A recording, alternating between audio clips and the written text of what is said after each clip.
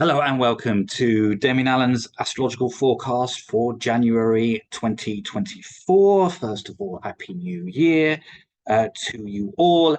And please like the video if you like it and press the subscribe button as well. Okay, so January 2024, let's look at the planets that are going to be dominating the skies, the zodiac signs that are going to be influenced by the planets and their aspects that they're making, and the full moons and the new moons. So we start off January, and the first major kind of event, because this is quite a big month actually for us all astrologically. The first big event is Mercury going direct early in the morning. And that's very strong because it's sort of moving direct in the astrological sign of Sagittarius.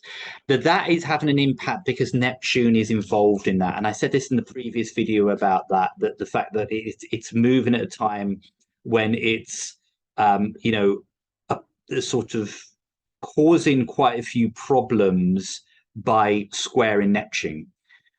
And that adds confusion, and it has been in a way. So everything's been a bit sort of like not clear or understood. However, that moving forward in Sagittarius is significant. It's a significant development simply because it means that, particularly if you're born of the astrological sign of Sagittarius and Capricorn, and also Pisces, particularly at the end of Pisces and Virgo, then you'll feel this kind of jolt of things suddenly kind of moving.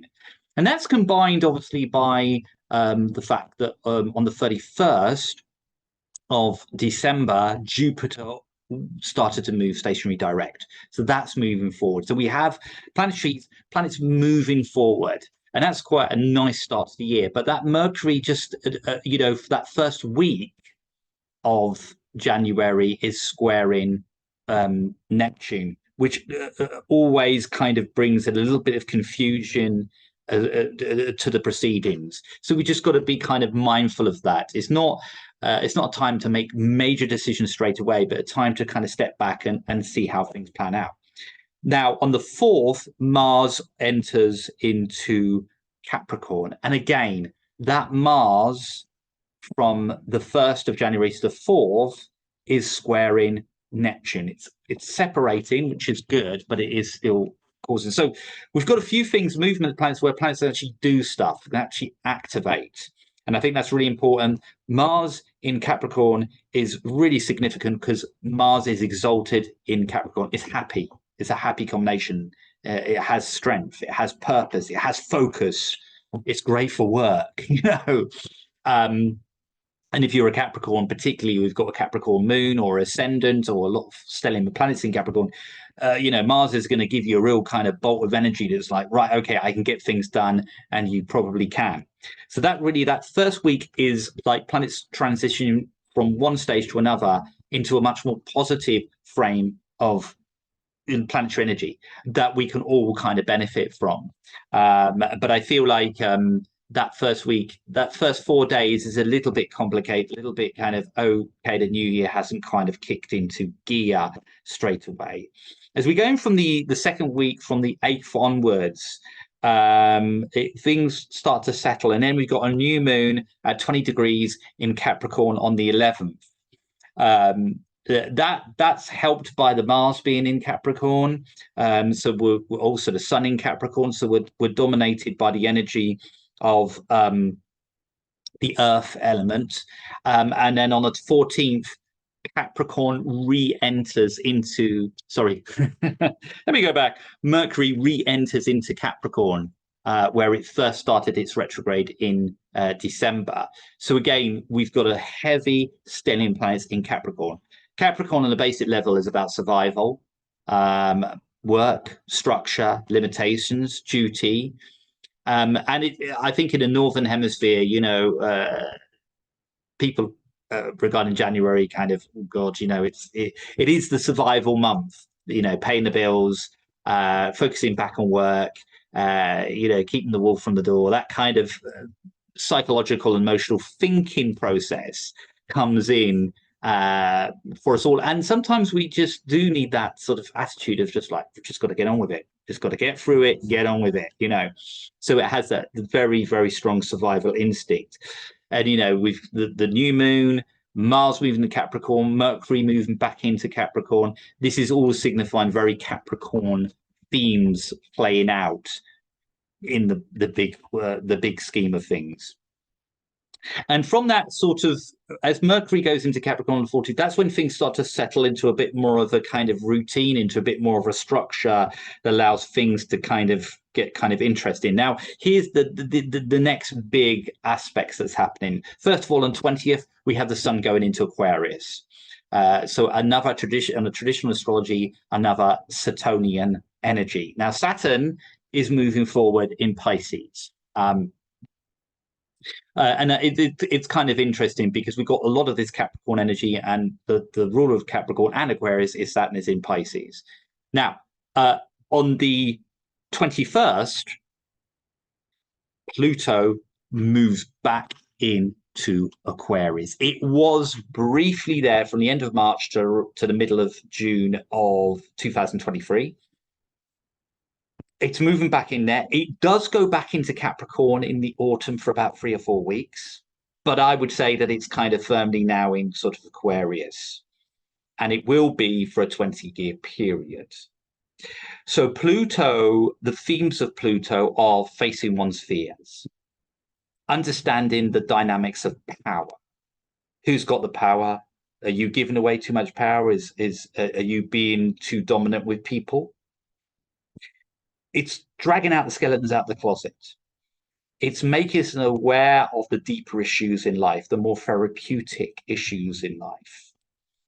It's also about the dynamics of the material money and how money can have a powerful effect. You know, the whole kind of thinking about power corrupts. The higher you go up the tree, the more it's susceptible to corruption. Pluto understands that.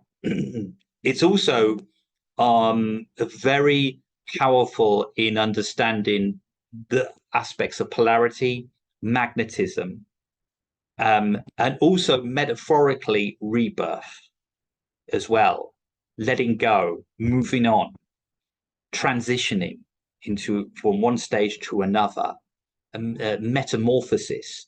All these themes are very Plutonic, and wherever Pluto is in your chart, particularly in terms of the house that it's about to enter into, those themes will play out with what that house rules. So let's say it's entering into your second house, which would basically mean that your rising sign would be Capricorn. If it's going into your second house, then those themes are going to play out with the whole idea of your value system, your possessions, the way you earn your money, your relationship with money and finances as well, your relationship with your body and how you value yourself. So these are the themes. So Pluto sort of going into Aquarius is a big, big astrological event. And obviously, you know, it being in Aquarius is a lot to do with the whole idea of, you know, technology, the individual as well as the collective, you know, and groups, and groups having a much more powerful thought process and their ideas in society being much more powerfully led. So that comes into the old guise of political parties as well, or new political parties, or new political thinking as well, and how we share our resources. Now, in modern astrology, the natural ruler of Pluto is Scorpio, which rules the 8th house, which is shared resources. You know, so how do we share collectively the resources? So in terms of like the view of capitalism, the economics, this is when things totally change. This is when things are really going to change in that side of things over this next 20-year period. So it's very significant time, that the 20th and 21st, because also the sun and Pluto are going to be making a conjunction with each other very briefly. So that's really kind of very, very strong. 23rd, we have Venus that enters Capricorn. So again, the Capricorn theme comes really up to the surface. And then on 25th, we got the full moon in Leo at 5 degrees. This is forming quite a loose opposition with Pluto as well. So there's kind of some interesting aspects going on there. But I would imagine that that's very much something comes out that around that time that symbolizes how Pluto is really going to function over the next 20-year period. That could be very much from a political point of view. On the 27th, Uranus goes direct in Taurus. So that's kind of interesting for the Taurians and for the Scorpios, particularly those born sort of 10th of May onwards and the 10th of November onwards. They're going to be affected strongly by that. But it also means that, again, planets moving forward very, very strong. This is good for a new year, is that planets are actually, be able to do stuff. And that symbolizes that things can actually get done and moved. So Taurus is a big, Taurus and Scorpios and Aquarians and Scorpios have been hugely affected by this time because Jupiter's moving forward in Taurus, Uranus is moving forward in Taurus. You've got the Sun, Aquarius with Pluto, but all these things. Also, Capricorns. It's a big month for you, and I think that sort of, for me, it says a lot about the start of the new year. There is a sense of optimism. There is a sense of maybe starting to look at things a different way. And particularly when that Pluto goes into Aquarius, that's a real kind of shift. If we look at Pluto when it went into Capricorn in very early 2008, literally 2 weeks after that, we had the Lehman Brothers kind of crash that started off the whole, financial crisis in the West. And I feel like, something like that is coming that means that we have to collectively respond to that energy in a very different way to what we've done before. And I think that's going to be really kind of interesting on sort of many different levels. And I'll be, looking out to see what themes come out of that time. But it is a real kind of shift.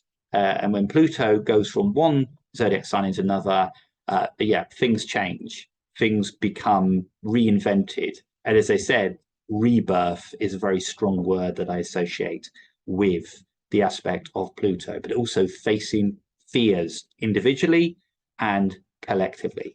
Thank you for watching, and keep watching for more videos, and do subscribe to the channel because it all helps. And if you like the video, please press the like button. Thank you very much for watching.